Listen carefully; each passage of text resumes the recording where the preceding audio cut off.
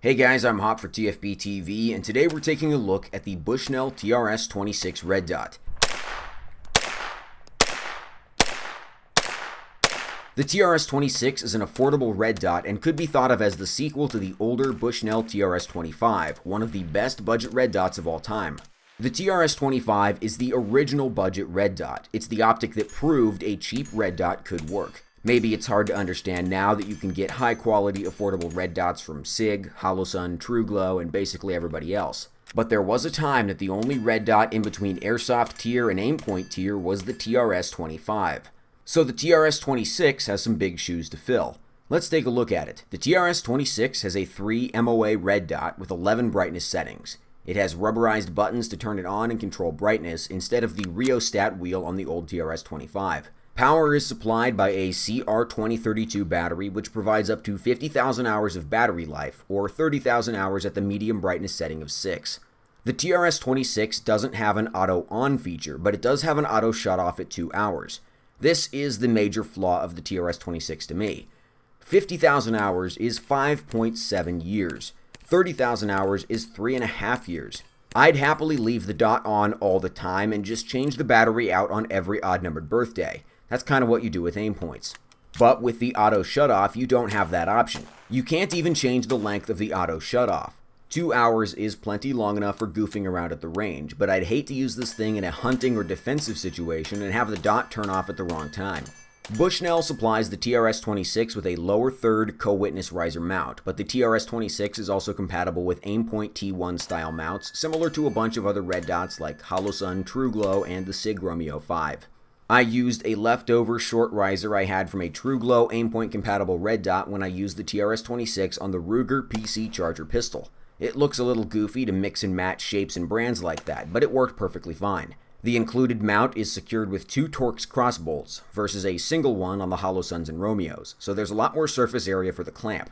The mount is skeletonized for weight reduction, and it seems very sturdy. Despite being quite a bit bigger than a Romeo 5, the TRS-26 weighs about 6 ounces, less than 1 ounce more than the Romeo. As the name implies, the TRS-26 has a 26mm objective lens, which is significantly larger than the 20mm lens on red dots like the SIG Romeo 5. This does provide a bigger field of view through the tube, however the glass on the TRS-26 has a definite green tint to it, something which neither the Romeo 5 nor the old TRS-25 have. It doesn't bother me, just worth pointing out. The adjustment turrets are protected by nicely knurled caps. The caps don't have a little nub on them to use to adjust the turrets, which is a feature I do appreciate on the Romeo.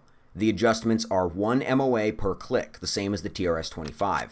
That's fine for a 22 plinker, but I'd prefer half MOA like on the SIG Romeo if I was going to use this on an AR or another rifle. It is a pretty good fit for a 9mm AR pistol though, and that's what I did most of my testing with. I tested the TRS-26 on an AR pistol as well as several blowback 9mm pistols and carbines.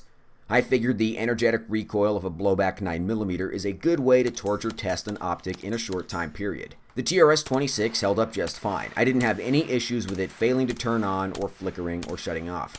The TRS-26 is an all-around improvement over the old TRS-25. Thanks to the included mount, it works better as a red dot for an AR. An auto shutoff means you won't leave it on accidentally and drain the battery, something which I have done a few times on the TRS-25. But for it to be as successful as the TRS-25, I think it might have to come down in price a bit.